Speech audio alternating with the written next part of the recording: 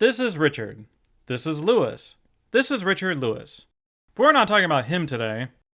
Richard and Lewis are students at Springfield Elementary. They are friends with Bart. However, Bart rarely talks to them anymore. This is the history of Richard and Lewis.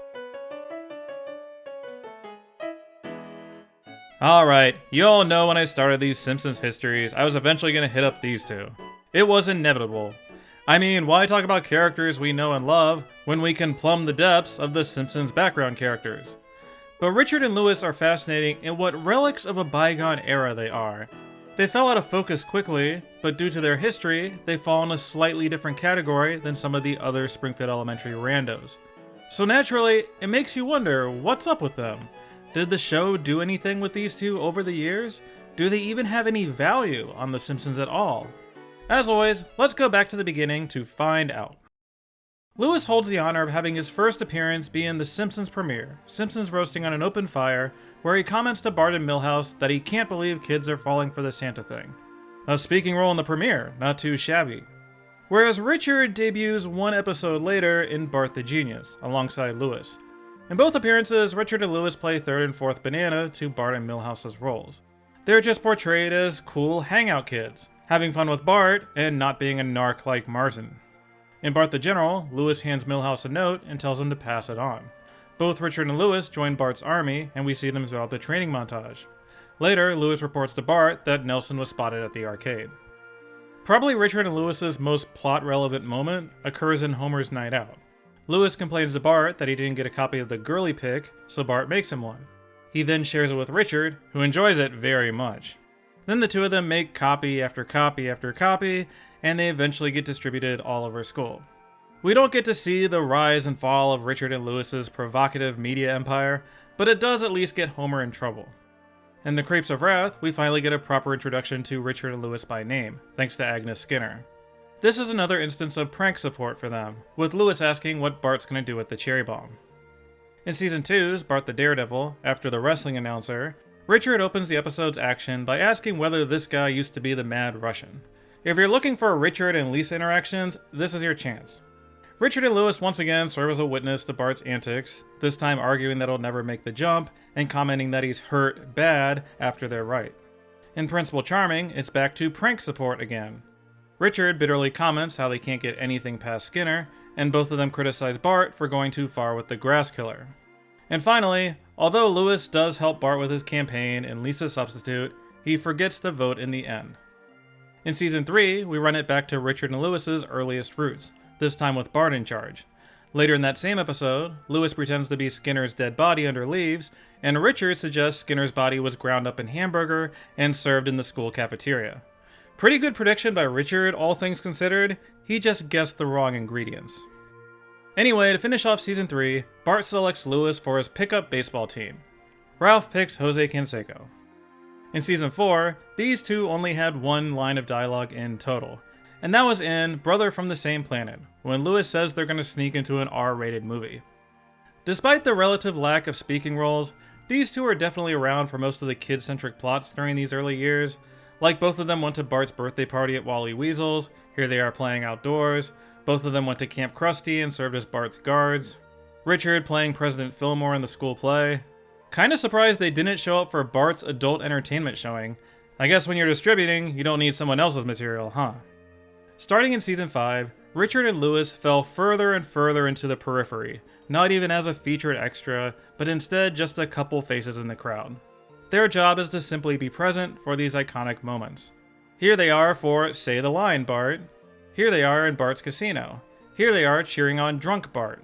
Here's Lewis noticing the rainbow colors for the first time. Their only real speaking role was in Homer vs. Patty and Selma, where Richard observes that PE signups get uglier every year, and Lewis says if they don't get here soon, it's TS for them. Obviously not a lot of material overall, but still, pretty memorable joke. I think the episode that best summarizes how far Richard and Lewis had fallen is Lemon of Troy. Like, look at this scene where Milhouse and Lewis are selling lemonade. Bart comes up and says, "Hi Milhouse, how's the lemonade business?" Doesn't even address Lewis, totally ignores him. It's like he's not even there. Then Bart and Milhouse leave him behind to go get lemons.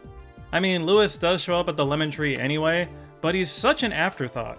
When the gang gets together for their adventure, they bring people like Todd Flanders and Database instead of him. Ouch. My headcanon is that Bart and Lewis were secretly having this uncomfortable passive-aggressive feud during this episode, and Milhouse was stuck in the middle. We do get to see Richard and Lewis's grandparents around this era, so that's pretty neat.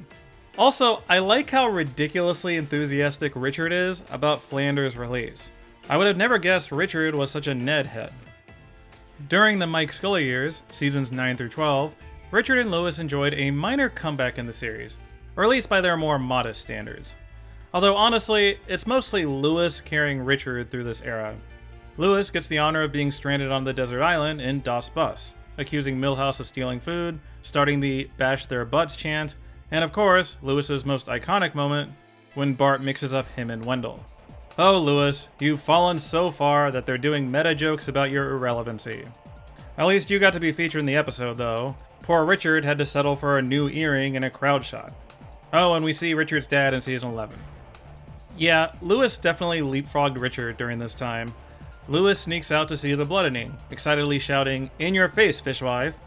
Lewis hears Nelson's fresh Huckleberry speech, and then tells Lisa everybody already has dates. Alright, now we can cross off Lewis and Lisa interacting too. We do still get plenty of Richard and Lewis together in background scenes. I especially like this moment of mayhem in season 12. But it seems clear at this point that if only one of them would be featured, it's gonna be Lewis. By now, you can probably tell that these later years aren't going to be the birth of a great Lewis and Richard renaissance. Unfortunately, Lewis never got his own spotlight episode, Richard never swooped in to affect the plot in a major way. The best Richard does is act as a scene transition character. Both of them comfortably settled into their roles as members of the Springfield Elementary Chorus. But even still, Lewis and Richard did have plenty of little moments over the years.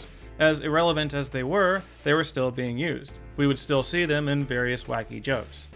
Like in season 14, when Bart has TV hallucinations, his brain turns Richard into Bender. Then, somehow, Richard's sitting over here as well, who then turns into a bunch of well-paid sitcom stars. Also, Lewis turns into this clockhead guy. Weird. The animators liked using Lewis and Richard as background visual gags, or as the target of some slapstick humor. Here's Richard taking a couple dodgeballs to the face. Bombardment! Here he is receiving a punch to the stomach and an invite to Nelson's party. Now Lewis is taking some punishment from Nelson. Don't worry, they eventually get the last laugh. Anyway, now they're both being flung across the yard as arrows in Ted Nugent's bow. Lewis dresses up like a hurricane in the school play and promptly falls off the stage. Richard, by the way, holds the sign. Richard runs right smack into Homer on the playground, then later Lewis gets a pretty bad wedgie from Jimbo. Lewis goes to a water park, jumps off the high dive, and gets a head wound. In season 31's Thanksgiving of Horror, Pilgrim Richard ends up with his pants on fire. But at least in that segment, he gets to keep his bones, unlike in the final act of the special. Cool outfits, by the way. Lewis is really rocking that bandana. Speaking of which, one of the fun things about being a background character is that Lewis and Richard will sometimes be given unique styles and costumes, depending on the needs of the plot. We get Lewis dressed up like a cowboy, Lewis working as a blackjack dealer, Lewis and Richard as teenagers at prom, or at a Halloween party in a Peanuts homage. Here's Richard cast in the school's production of Casablanca, very classy. And here's Lewis dressed up like Barack Obama, in a marching band, or playing Flava Flav in the school's Masked Singer parody. Aw, here's Radioactive Man Lewis, that's adorable. Aw, and they both get Lego incarnations too. Good job, character designers, very thorough work. You don't really notice this stuff because they're obviously not the focus of the scene, but there's some awesome stuff hidden in there if you go looking for it. Over the years, Lewis and Richard have participated in various clubs, much like the Simpsons kids. We've seen them regularly in band, choir, art class, or the newspaper club. Big ups to Lewis's ballroom skills, by the way. He's leading Bart around the floor like a pro. More frequently, they show off the sporty side of their personalities. Back in season 9, both of them were on Bart's football team after all, and managed to survive Homer's rounds of cuts. Later on, Lewis is one of the final 3 players in their dodgeball match, and both are ready to duke it out with the 5th graders later in the story. Lewis scores a run on Bart and Lisa's baseball team. In season 25's The Yellow Badge of Courage, Lewis has the second best odds of winning the foot race around the school, and does indeed take an early lead. And somehow, Richard is able to propel Sherry and Terry's vehicle by skipping rope? Gonna need to consult a panel of physicists for this one. In these later seasons, we did get instances of Lewis and Richard being friends with the Simpsons regulars. Like in season 24, Lewis gets invited to a sleepover, receiving a bad case of bedbugs as his reward. Season 26's Let's Go Fly a Coot actually opens with Lewis arriving at Milhouse's birthday party and getting a guided tour. Also, hey, Richard is there. Lewis also attends Ralph Wiggum's birthday party in his cool treehouse. Unfortunately, Itchy and Scratchy fan Lewis joins Milhouse's Boys' Rights Association, and Richard gets dragged into it later. They both end up getting glittered at the conclusion. And in season 32's WAD Goals, Lewis is part of Bart's main crew discussing what is behind the big hedge. Lewis thinks it's the Independent Spirit Awards for some reason. Later, he memes through the hedge with the other kids, hangs out in their hot tub, and shares in their disappointment of Bart. It's clear that Lewis and Richard are not in Bart's close circle of friends, but the writers will still mix them in on occasion. As for actual Lewis and Richard lore, well, in season 25, we find out Lewis's full name, Lewis Clark. We still don't know Richard's though. I'm guessing the writers couldn't think of a good pun for this list.